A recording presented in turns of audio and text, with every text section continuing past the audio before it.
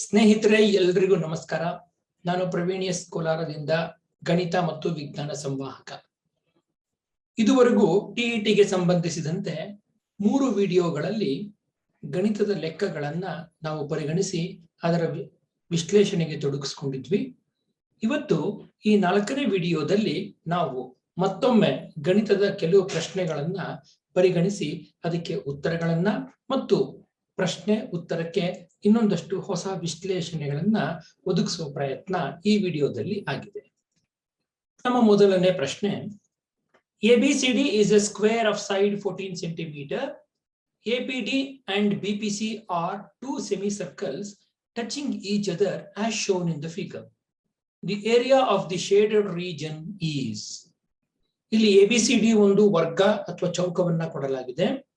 ಈ ಚೌಕದಲ್ಲಿ 2 ಅರ್ಧವೃತ್ತ ಭಾಗಗಳು APD ಮತ್ತು BPC ಇವುಗಳನ್ನ ಇಟ್ಟ ಮೇಲೆ ಉಳಿದಿರುವಂತಹ ಭಾಗ ಏನಿದೆ ಅದನ್ನ ಛಾಯೆಗೊಳಿಸಲಾಗಿದೆ. ಈ ಛಾಯೆಗೊಳಿಸಿದ ಭಾಗದ ವಿಸ್ತೀರ್ಣವನ್ನ ನಾವು ಈಗ ಕಂಡುಹಿಡಿಯಬೇಕಾಗಿದೆ. ಇದು ವೃತ್ತಕ್ಕೆ ಸಂಬಂಧಿಸಿದ ವಿಸ್ತೀರ್ಣಗಳು. ಈ ಪಾಠದಿಂದ ಆಯ್ಕೆ ಮಾಡಿರುವಂತ ಪ್ರಶ್ನೆ. ಬನ್ನಿ ಈ ಪ್ರಶ್ನೆಗೆ ಸರಿಯಾದ ಉತ್ತರ ಏನು ಅಂತ ನೋಡೋಣ. ಸರಿಯಾದ ಉತ್ತರ 42 ಸೆಂಟಿಮೀಟರ್ ಸ್ಕ್ವೇರ್. ಹೇಗೆ ಬಂತು ಬನ್ನಿ ನೋಡೋಣ. ಇಲ್ಲಿ ಒಂದು ಚೌಕವನ್ನ ಕೊಡಲಾಗಿದೆ.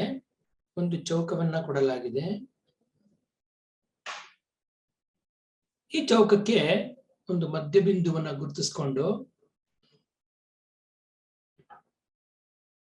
2 ಅರ್ಧವೃತ್ತಗಳನ್ನ ನೀಡಲಾಗಿದೆ ಮತ್ತು ಚೌಕದ ಆಯಾಮಗಳು ಏನೇನು ಕೊಟ್ಟಿದ್ದಾರೆ? ABCD ಇದರ ಹೆಸರಾದ್ರೆ 14 ಸೆಂಟಿಮೀಟರ್ ಇದರ ಉದ್ದ ಕೊಟ್ಟಿದ್ದಾರೆ. ಹಾಗಾಗಿ ಇಲ್ಲಿಂದ ವೃತ್ತ ಕೇಂದ್ರಕ್ಕೆ 7, ವೃತ್ತ ಕೇಂದ್ರದಿಂದ ಇಲ್ಲಿಗೆ 7 ಸೆಂಟಿಮೀಟರ್ ಆಯಿತು.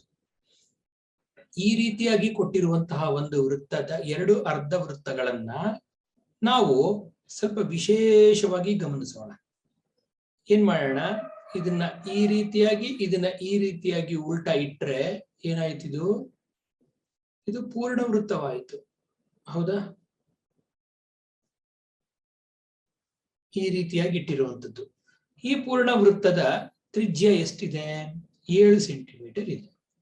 ಅಂದ್ರೆ ಇಲ್ಲಿ ಛಾಯೆಗೊಳಿಸಿದ ಭಾಗದ ವಿಸ್ತೀರ್ಣ ಅಂದ್ರೆ area of the shaded region ಏನ್ ಬರಿಬೇಕು ನಾವು ನೋಡೋಣ. Area of the shaded region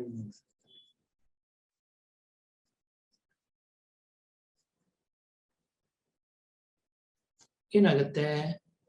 ಒಟ್ಟು ಏರಿಯಾ ಯಾವುದು? ಏರಿಯಾ ಆಫ್ ಸ್ಕ್ವೇರ್ ಅಲ್ವಾ? Area of square minus area of circle. Area of square ಅಂದ್ರೆ ಲೆಂತ್ ಇಂಟು ಲೆಂತ್ ಅಂದ್ರೆ 14 ಇಂಟು 14 ಅಥವಾ 14 square minus area of square ಅಂದ್ರೆ 5 ಇಂಟು 7 ಸ್ಕ್ವೇರ್, ರೇಡಿಯಸ್ 7. ಇದು 14 square ಅಂದ್ರೆ 14 into 14 minus 22/7 into 7 into 7. ಈಗ ಇಲ್ಲಿರೋ 7 ನ 7 1s are 7 1s are cancel ಮಾಡ್ಕೊಂಡ್ರೆ 14 14s are 196 ಮೈನಸ್ 22 ಇಂಟು 7 154. ಒಟ್ಟು ಎಷ್ಟು ಬಂತು? 42 ಸೆಂಟಿಮೀಟರ್ ಸ್ಕ್ವೇರ್. ಸ್ನೇಹಿತರೆ, ಇದೇ ಪ್ರಶ್ನೆಯನ್ನ ಬೇರೆ ರೀತಿಯಿಂದನೂ ಕೇಳಬಹುದು. ಒಂದೇ ಪ್ರಶ್ನೆಗೆ ಈ 42 ಅನ್ನೋ ಉತ್ತರ ತುಂಬಾ ಕಡೆ ಬರುವಂತ ಸಂದರ್ಭಗಳಿವೆ. ಹೇಗ್ ಬರುತ್ತೆ ನೋಡಿ. ಈ ಪ್ರಶ್ನೆಯನ್ನ ನಾವು ಇದೇ ರೀತಿ ತಗೊಂಡ್ರು ಆಯ್ತು, ಅಥವಾ ನೋಡಿ ಈ ರೀತಿನೂ ತಗೋಬಹುದು.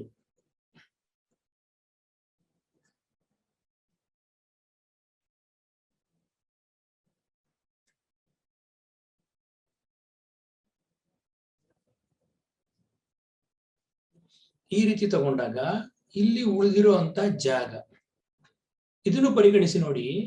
ಇದು ಅಷ್ಟೇ, ಇದು ಒಂದು ವೃತ್ತದ ಕಾಲು ಭಾಗ, ಇದು ಒಂದು ವೃತ್ತದ ಕಾಲು ಭಾಗ. ಒಟ್ಟು ಒಂದು ವೃತ್ತವೇ ಇಲ್ಲಿರುವಂಥದ್ದು. ಒಂದು ವೃತ್ತವನ್ನ ನಾವು 4 ಪೀಸ್ ಮಾಡಿ ಈ ತರ ಇಟ್ಟಿರುವಂಥದ್ದು. ಈ ಪ್ರಶ್ನೆಗೂ 42 ಉತ್ತರ. ಹಾಗಾಗಿ ಈ ಪ್ರಶ್ನೆ ಸ್ವಲ್ಪ ಇಂಪಾರ್ಟೆಂಟ್ ಆಗಿರುವಂಥದ್ದು, ಗಮನಿಸ್ಕೊಳ್ಳಿ. ಬನ್ನಿ ಎರಡನೇ ಪ್ರಶ್ನೆಗೆ ಹೋಗೋಣ. The sum of natural numbers between 100 and 200 which are exactly divisible by 6 is. ಅಂದ್ರೆ 100 ಮತ್ತು 200ರ ನಡುವೆ ಇರುವಂತಹ ಸಂಖ್ಯೆಗಳಲ್ಲಿ 6ರಿಂದ ಭಾಗವಾಗುವಂತಹ ಸಂಖ್ಯೆಗಳು ಒಟ್ಟು ಎಷ್ಟಿವೆ? ಅಥವಾ ಸಮ್ ಆಫ್ ನ್ಯಾಚುರಲ್ ನಂಬರ್ಸ್ ಅಂದ್ರೆ 6ರಿಂದ ಭಾಗವಾಗುವಂತಹ ಎಲ್ಲ ಸಂಖ್ಯೆಗಳ ಮೊತ್ತ ಎಷ್ಟು? ಇದು ಯಾವ ಲೆಕ್ಕಕ್ಕೆ ಸಂಬಂಧಿಸಿದ್ದು? ಯಾವ ಪರಿಕಲ್ಪನೆಗೆ? ಇದು ಎಪಿ ಅಥವಾ ಸಮಾಂತರ ಶ್ರೇಣಿಗೆ ಸಂಬಂಧಿಸಿದ್ದು 10ನೇ ತರಗತಿಯಲ್ಲಿ ಬರುವಂತದ್ದು. ಬನ್ನಿ ಇದಕ್ಕೆ ಸರಿಯಾದ ಉತ್ತರ 2550 ಅಂತ ಹೇಳ್ತಾ ಇದೆ. ಹೇಗೆ ಇದನ್ನ ಕಂಡುಹಿಡಿಯೋದು ನೋಡೋಣ. ಮೊದಲನೇ ಭಾಗದಲ್ಲಿ 100 ಅಂತ ಬರ್ಕೊಳ್ಳಿ, ಎರಡನೇ ಭಾಗದಲ್ಲಿ 200. ಈಗ ಇದು 6ರಿಂದ ಡಿವೈಡ್ ಆಗಬೇಕು. So let us start with the number which is very much near to 100. 96 ಒಂದು, 96 ಬಿಟ್ರೆ 102. First number 102. ನೆಕ್ಸ್ಟ್ ನಂಬರ್ ಯಾವುದು? 102ಗೆ 6 ಸೇರಿಸಿ 108. 108ಗೆ 6 ಸೇರಿಸಿ 114. ಇದೇ ತರ ನೀವು ಮಾಡ್ತಾ ಹೋದ್ರೆ ಕೊನೆ ನಂಬರು 200 ಬರುತ್ತಾ? 200ಗಿಂತ ತುಂಬಾ ಹತ್ತಿರದಲ್ಲಿರುವಂಥದ್ದು ಅಂದ್ರೆ 180, 188, 186, 192, 198. ಇದು ಸಂಖ್ಯೆ. ಅಂದ್ರೆ ಫಸ್ಟ್ ನಂಬರ್ ಎ ಮತ್ತು ಲಾಸ್ಟ್ ನಂಬರ್ AN ನನಗೆ ಸಿಕ್ತು. ಇದ್ರ ಜೊತೆಗೆ ಡಿನು ಸಿಕ್ಕಿದೆ. A is equal to 102, D ಅಂದ್ರೆ ಕಾಮನ್ ಡಿಫರೆನ್ಸ್ ಅಥವಾ ಸಾಮಾನ್ಯ ವ್ಯತ್ಯಾಸ 108ರಲ್ಲಿ 102ನ್ನ ಕಳೆದ್ರೆ ನಮಗೆ ಸಿಗೋದು 6. ಹಾಗಾದ್ರೆ ಒಟ್ಟು ಎಷ್ಟು ಸಂಖ್ಯೆಗಳಿವೆ ಇಲ್ಲಿ? ಅದು ಗೊತ್ತಿಲ್ಲ. ಆದ್ರೆ AN ಬೆಲೆ ಮಾತ್ರ ನಮ್ಗೆ ಗೊತ್ತಿದೆ. ಎಷ್ಟು? 198. ಇಲ್ಲಿ ಎರಡು ಫಾರ್ಮುಲಾಗಳನ್ನ ಯೂಸ್ ಮಾಡ್ಬೇಕಾಗುತ್ತೆ. AN ಫಾರ್ಮುಲಾ ಯೂಸ್ ಮಾಡೋಣ. ಈಗ AN is equal to A plus N minus 1 into D. AN is to 198 is equal to A is to 102 plus N ಗೊತ್ತಿಲ್ಲ, N minus 1 into D ಬೆಲೆ 6. ಇದನ್ನ 198 minus 102 is equal to 6 times N minus 1 ಅಂತ ಬರೆಯೋಣ. 198 ಅಲ್ಲಿ 102 ಹೋದ್ರೆ ಎಷ್ಟು?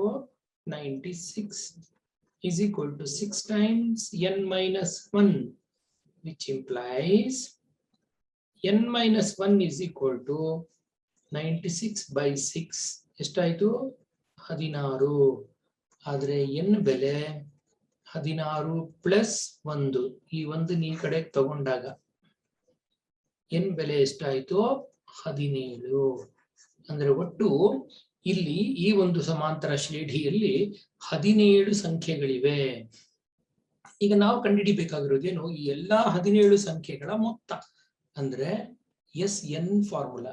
SN is equal to n/2 times A plus L ಅಥವಾ A plus AN ಅಂತಾದ್ರೂ ಬರ್ಕೋಬಹುದು. SN ಅಂದ್ರೆ S17 is equal to 17/2 into A ಎಷ್ಟು? 102. L ಅಂದ್ರೆ AN ಕೊನೆಯದು 198 is equal to 17/2 ಇಂಟು ಎಷ್ಟಾಗತ್ತೆ? ಇದು 102 ಪ್ಲಸ್ 198, 200 ಪ್ಲಸ್ 100 300. ಅಥವಾ 17 ಇಂಟು 150.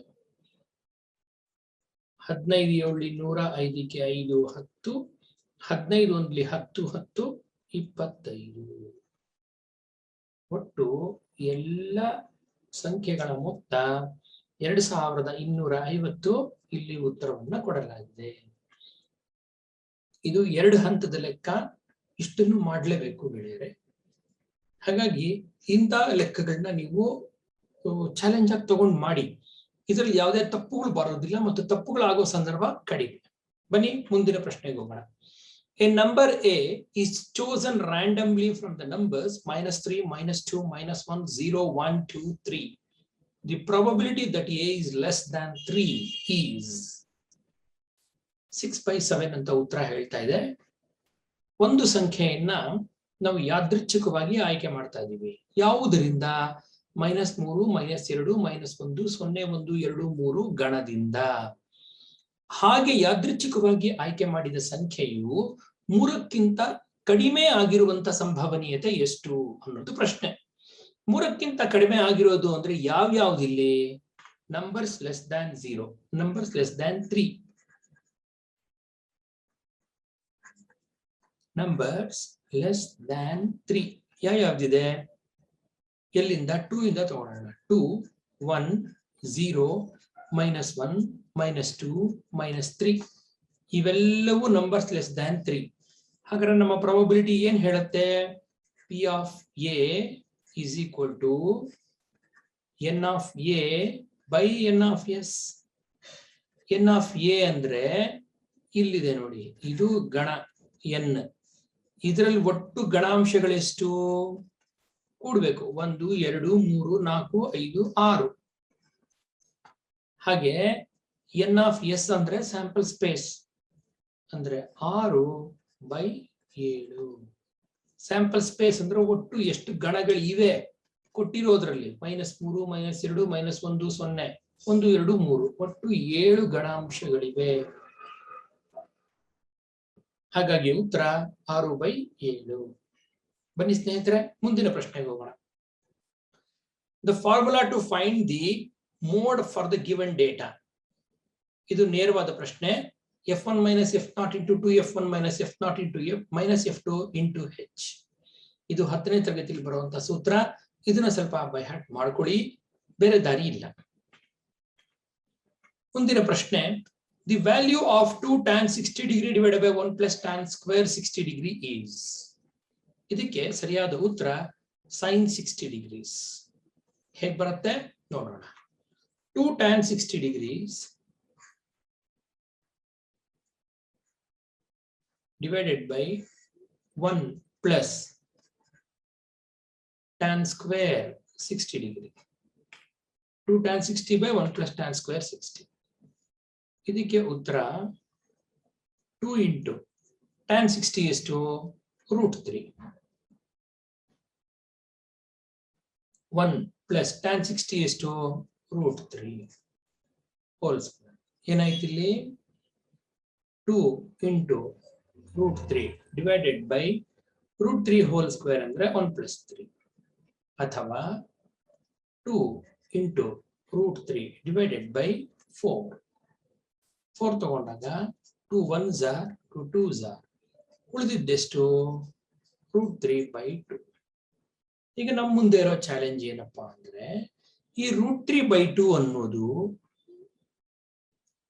ಕಾಸ್ಟ್ ಟೇಬಲ್ ಅಲ್ಲಿ ಬರುತ್ತೆ. ಕಾಸ್ಟ್ ಟೇಬಲ್ ಅಲ್ಲಿ ಬರುತ್ತೆ, ಕಾಸ್ಟ್ 30 ಬರುತ್ತೆ, ಅಥವಾ sin 60 ಬರುತ್ತೆ. ಇವೆರಡರಲ್ಲಿ ಯಾವ್ದಾದ್ರೂ ನಮ್ಮ ಉತ್ತರದಲ್ಲಿ ಇದೆಯಾ? ಕಾಸ್ಟ್ 30 ಇಲ್ಲ, ಆದ್ರೆ sin 60 ಇದೆ. ಜೊತೆಗೆ tan 60 ಇದೆ, ಆದ್ರೆ tan 60 ಉತ್ತರ ಆಗಲ್ಲ, cos 60 ಉತ್ತರ ಆಗಲ್ಲ, sin 30 ಉತ್ತರ ಆಗಲ್ಲ. ಯಾಕೆಂದ್ರೆ sin 30 ಬೆಲೆ ಹಾಫ್, sin 60 ಬೆಲೆ √3/2, cos 60 ಬೆಲೆ ಹಾಫ್, tan 60 ಬೆಲೆ √3. ಆದ್ರಿಂದ ಉತ್ತರ sin 60 degrees. ಬನ್ನಿ ನಮ್ಮ ಮುಂದಿನ ಪ್ರಶ್ನೆಗೆ. In the triangle ABC, B is 90 degrees. Cot A is equal to √3. Then the value of sin A cos C plus cos A sin C. ಈ ಲೆಕ್ಕ ಸ್ವಲ್ಪ ದೊಡ್ಡದು ಮತ್ತು ಟ್ರಿಕಿ ಆಗಿರುವಂತದ್ದು, ಆದ್ರೂ ನಾವು ಈ ಲೆಕ್ಕವನ್ನ ಬಿಡೋ ಹಾಗಿಲ್ಲ. ಇಲ್ಲಿ ಏನ್ ಕೊಟ್ಟಿದ್ದಾರೆ? ಬಿ 90 ಡಿಗ್ರಿ ಅಂತ ಕೊಟ್ಟಿದ್ದಾರೆ, ಕಾಟ್ ಎ ಬೆಲೆ ಕೊಟ್ಟಿದ್ದಾರೆ. Value of sine A cos A sine C ಬೇಕಾಗಿದೆ. ಸರಿಯಾದ ಉತ್ತರ 1. ಹೇಗ್ ಬಂತು ನೋಡೋಣ ಬನ್ನಿ. ಇಲ್ಲಿ ಒಂದು ನಾವು ತ್ರಿಭುಜವನ್ನ ರಚಿಸ್ಕೋಬೇಕು.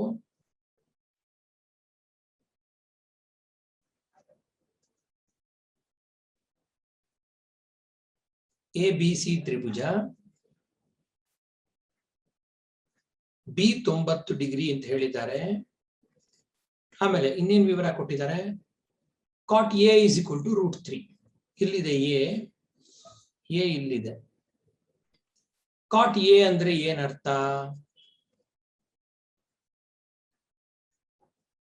ಕಾಟ್ ಎ ಅಂತಂದ್ರೆ ಅಡ್ಜಸೆಂಟ್ ಬೈ ಆಪೋಸಿಟ್.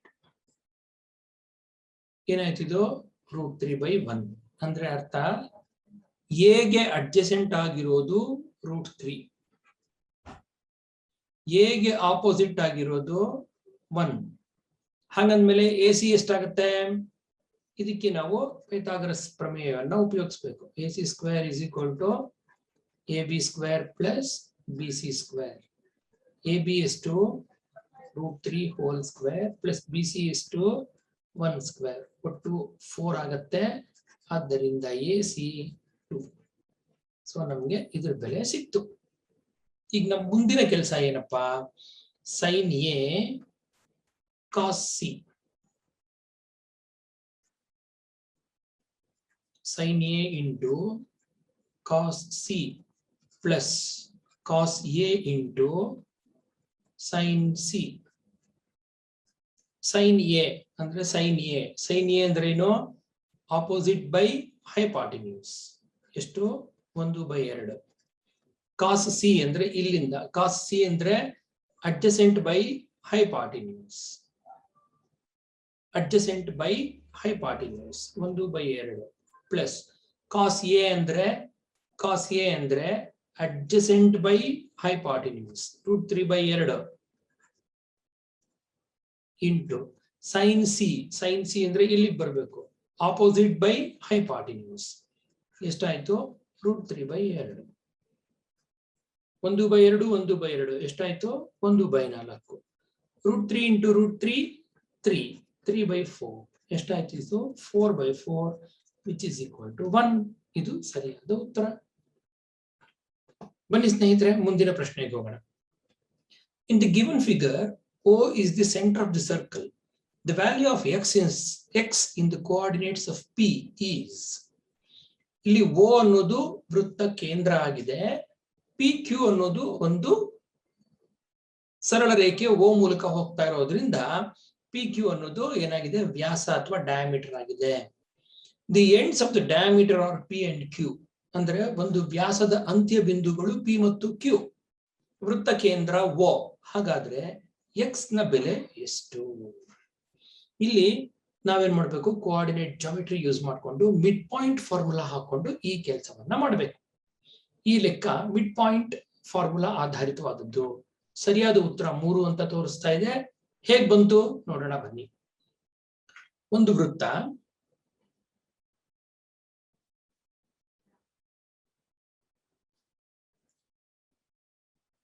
ವೃತ್ತದ ಒಂದು ವ್ಯಾಸ, ಇಲ್ಲಿ ಒಂದು ಪಾಯಿಂಟ್ P, ಇಲ್ಲೊಂದು ಪಾಯಿಂಟ್ Q. ಇದರ ನಿರ್ದೇಶಾಂಕ ಅಥವಾ ಕೋಆರ್ಡಿನೇಟ್ಸ್ 2 3 1 - 4 x 10. ಇದು O 2 3 1 - 2 ಮತ್ತೆ ಇದ್ರದ್ದು x 10. O is the midpoint of PQ. O is the midpoint of PQ. ಅಂದಮೇಲೆ O ಕೋಆರ್ಡಿನೇಟ್ಸ್ ಹೇಗಿರುತ್ತೆ? x1 + x2/2, y1 + y2/2. O coordinates ಎಷ್ಟು? 2, 3 is equal to x1 ಅಂದ್ರೆ ಏನು? ಎಂಡ್. x2 ಅಂದ್ರೆ ಏನು? ಈ ಎಂಡ್. ಅಂದ್ರೆ ಒಂದು ಎಂಡ್ ಅಲ್ಲಿ ಎಷ್ಟಿದೆ? x ಇದೆ, ಇನ್ನೊಂದು ಎಂಡ್ ಅಲ್ಲಿ 1 ಇದೆ, ಡಿವೈಡೆಡ್ ಬೈ 2. ಒಂದು ಎಂಡ್ ಅಲ್ಲಿ 10 ಇದೆ, ಇನ್ನೊಂದು ಎಂಡ್ ಅಲ್ಲಿ 2 ಇದೆ, ಡಿವೈಡೆಡ್ ಬೈ 2.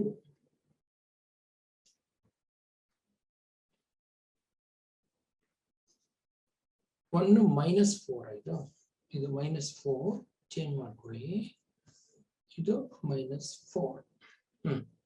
ಈಗೇನಾಯ್ತು, ನಮಗೆ ಸಿಕ್ಕಂತ ಉತ್ತರ 2, 3 is equal to x plus 1/2, 6/2. ಇವೆರಡನ್ನ ಹೋಲಿಕೆ ಮಾಡಿ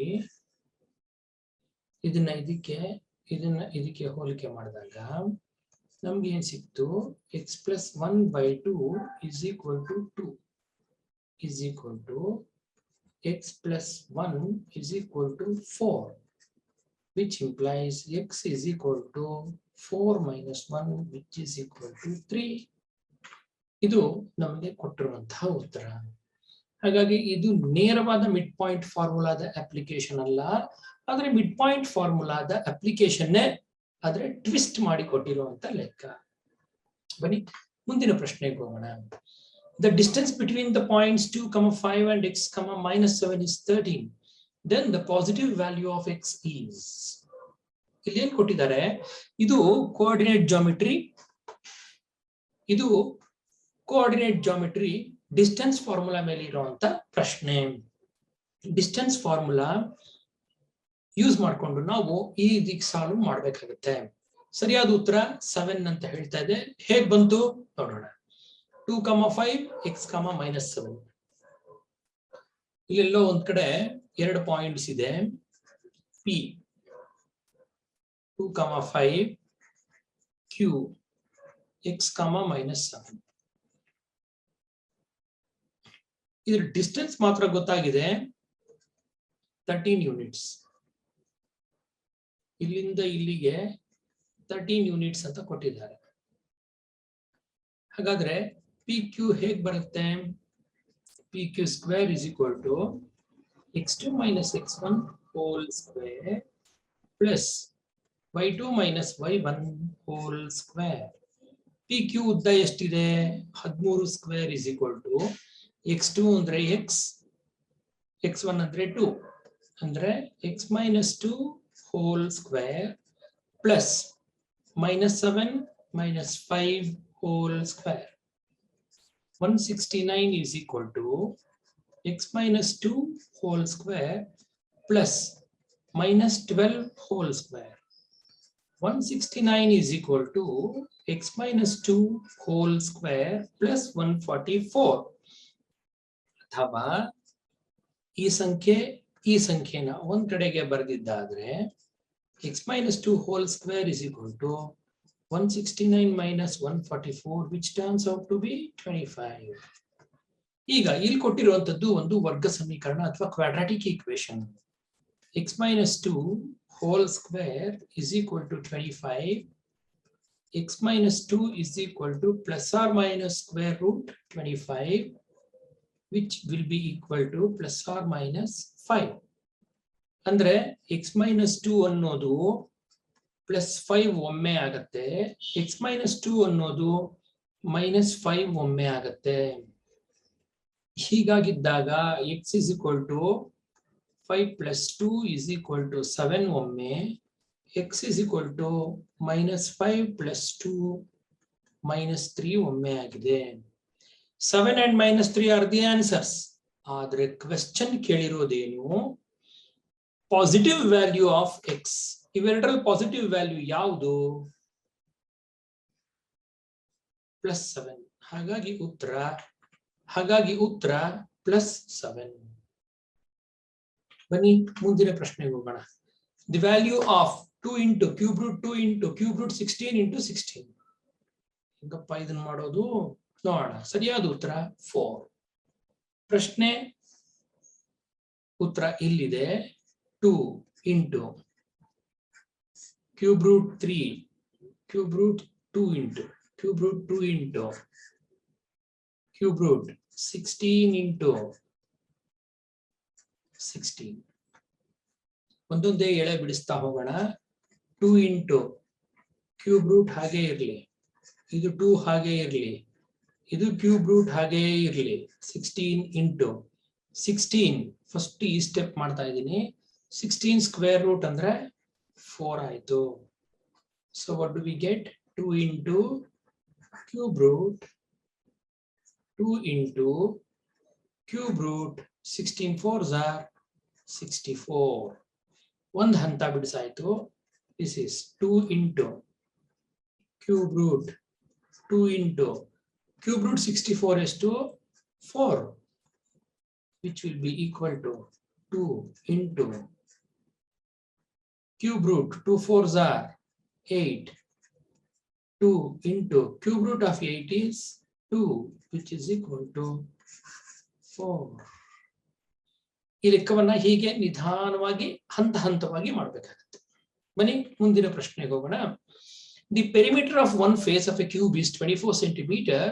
The volume of the cube is. ಎಷ್ಟು ಬರುತ್ತೆ ಉತ್ತರ? 216 ಸೆಂಟಿಮೀಟರ್ ಕ್ಯೂಬ್ ಅಂತ ಹೇಳ್ತಾ ಇದೆ. ಉತ್ತರ ಹೇಗೆ ಬಂತು ನೋಡೋಣ.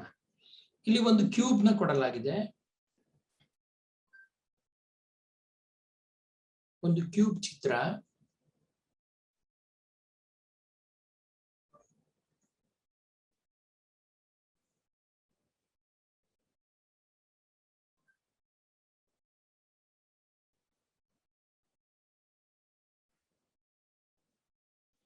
ಮತ್ತು ಯಾವ ಯಾವ ಬೆಲೆಗಳನ್ನ ಕೊಟ್ಟಿದ್ದಾರೆ.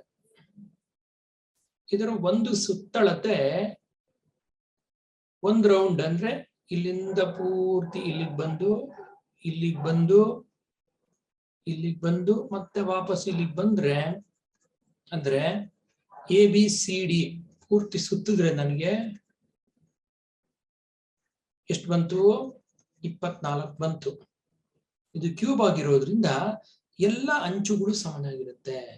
ಹಾಗಾಗಿ AB is equal to 24/4, which is equal to 6 centimeter. ಹಾಗಾದ್ರೆ ವಾಲ್ಯೂಮ್ ಆಫ್ ಕ್ಯೂಬ್ ಏನು? L ಕ್ಯೂಬ್ ಅಂದ್ರೆ 6 ಕ್ಯೂಬ್ ಅಂದ್ರೆ ಏನಾಯ್ತು? 6 ಇಂಟು 6 ಆರಾಗ್ಲಿ 36, 36 ಇಂಟು 6 ಆರಾಗ್ಲಿ 36 6 3 6 18 3 216. ಸ್ನೇಹಿತರೆ, ನೇರವಾದ ಪ್ರಶ್ನೆ ಅಲ್ಲ ಇದು, ಸ್ವಲ್ಪ ಟ್ವಿಸ್ಟ್ ಮಾಡಿರುವಂತ ಪ್ರಶ್ನೆ. ಕಾನ್ಸೆಪ್ಟ್ ಚೆನ್ನಾಗಿ ಗೊತ್ತಿದ್ರೆ ಇಂಥ ಪ್ರಶ್ನೆಗಳನ್ನ ಆರಾಮಾಗಿ ಆನ್ಸರ್ ಮಾಡಬಹುದು. ಬನ್ನಿ ಮುಂದಿನ ಪ್ರಶ್ನೆಗೆ ಹೋಗೋಣ. 4 cubes, each of whose edge is 4 centimeter joined in a row. The volume of the resulting cuboid is. ಮತ್ತೆ ಇದು ಕ್ಯೂಬ್ ಮತ್ತು ಕ್ಯೂಬಾಯ್ಡ್ ಗೆ ಸಂಬಂಧಿಸಿದ ಪ್ರಶ್ನೆ ಆಗಿದೆ. ಇಲ್ಲಿ ಏನಾಗ್ತಾ ಇದೆ ಪ್ರಶ್ನೆ? 4 ಕ್ಯೂಬ್ಗಳು, 4 cubes, each of whose edge is 4 centimeter. 4 centimetre ಇರುವಂತ 4 ಸೆಂಟಿಮೀಟರ್ ಎಡ್ಜ್ ಇರುವಂತ 4 ಕ್ಯೂಬ್ಗಳನ್ನ ಒಟ್ಟಿಗೆ ಸೇರಿಸಲಾಗಿದೆ. ಒಂದ್ರ ಪಕ್ಕ ಒಂದು ಇಟ್ಟು ಅಂದಮೇಲೆ ಈ ವಾಲ್ಯೂಮ್ ಎಷ್ಟಾಗತ್ತೆ ಇದ್ರದ್ದು ನೋಡೋಣ ಬನ್ನಿ. ಇದರ ಉತ್ತರ ಹೆಂಗೆ ಕಂಡುಕೊಳ್ಳೋದು ನೋಡೋಣ. ಈಗ ಒಂದು ಕ್ಯೂಬ್ ನ ನಾನು ಈ ಕಡೆಗೆ ಇಟ್ಟಿದ್ದೀನಿ ಅಂದ್ರೆ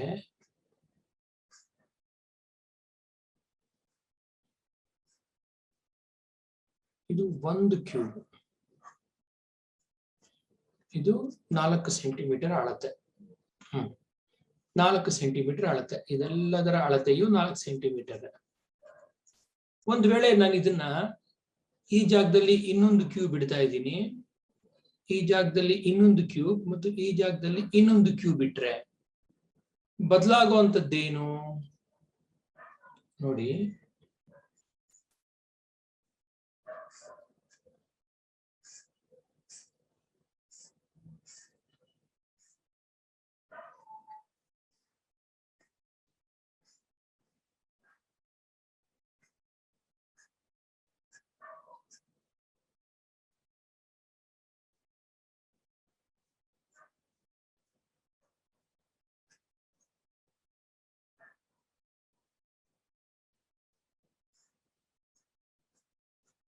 ಇದು 4 4 4.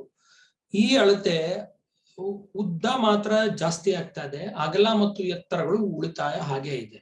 ಅಂದ್ರೆ ಲೆಂತ್ ಇಸ್ ಈಕ್ವಲ್ ಟು 4 + 4 + 4 + 4 ಎಷ್ಟಾಯ್ತು? 16 ಸೆಂಟಿಮೀಟರ್ ಆಯ್ತು. ಬ್ರೆಡ್ತ್ 4 ಸೆಂಟಿಮೀಟರ್ ಹಾಗೆ ಉಳಿದಿದೆ. ಹೈಟ್ 4 ಸೆಂಟಿಮೀಟರ್ ಹಾಗೆ ಉಳಿದಿದೆ. ಅಂದಮೇಲೆ volume of cuboid is equal to L into B into H. L ಎಷ್ಟು?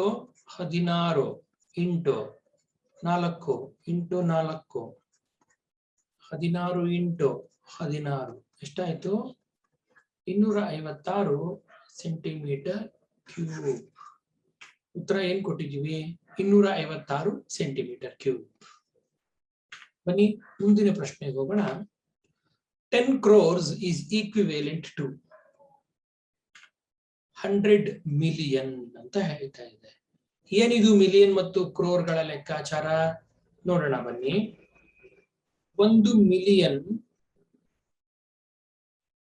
ಅಂದ್ರೆ 10 lakh.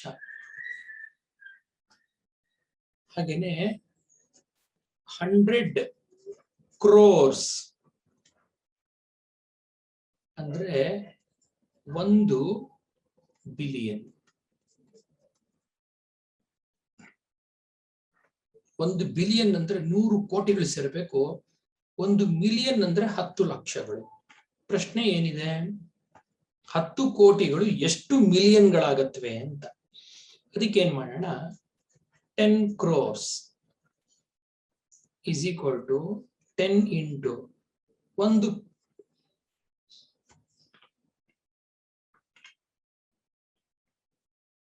Okay,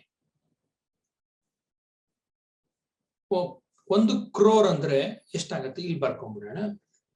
1 crore is equal to 100 million.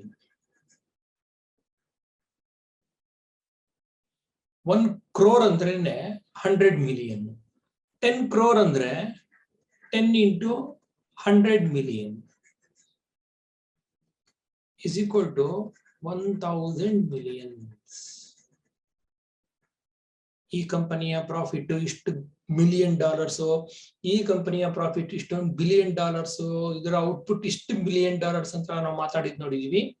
ಸರಿಯಾದ ಉತ್ತರ 100 million. 10 crores is equivalent to 10 crores into 100 million ಎಷ್ಟಾಗತ್ತೆ? 1000 ಉತ್ತರ.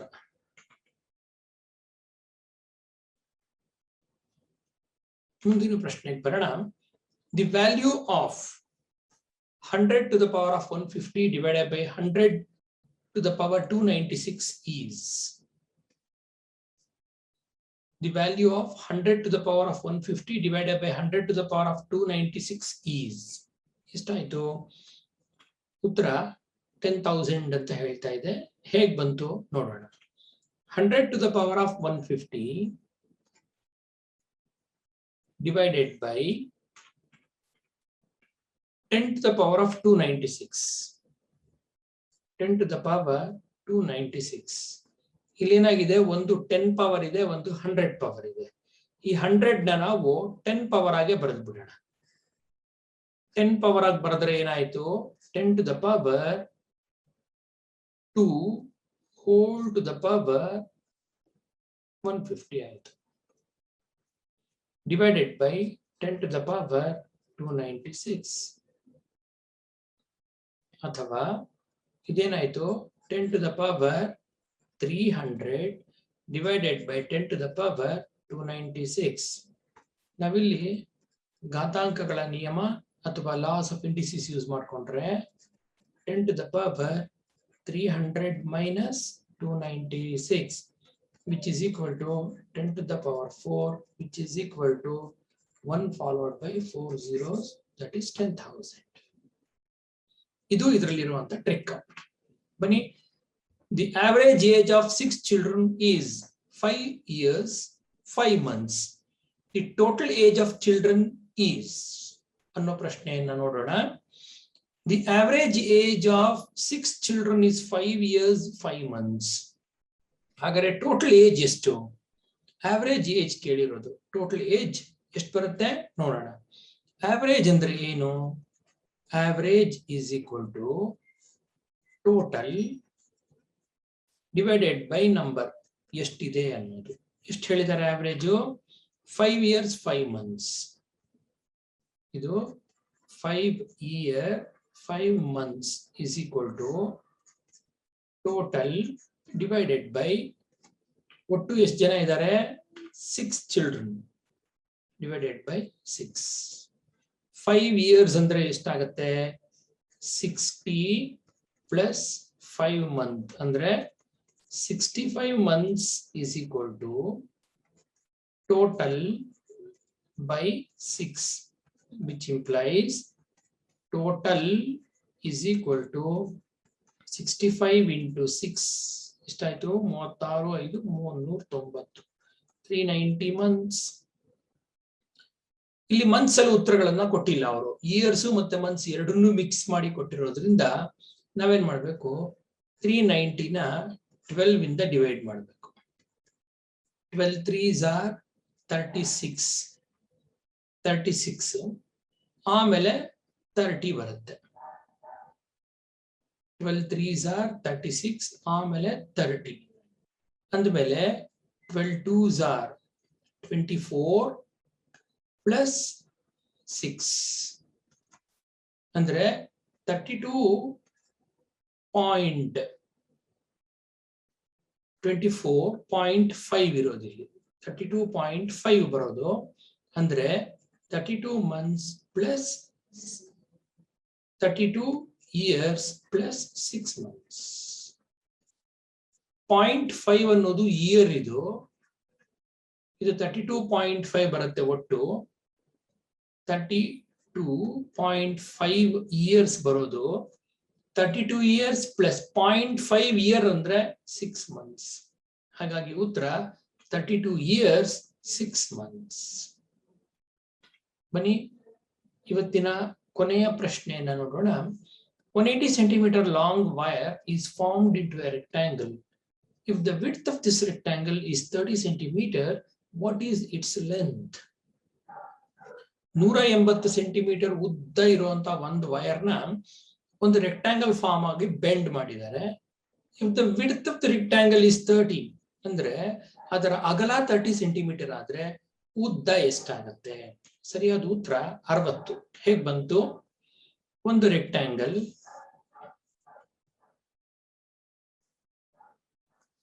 ಇದಕ್ಕೆ ನಾವು ABCD ಅಂತ ಹೆಸರು ಕೊಟ್ಕೊಳ್ಳೋಣ.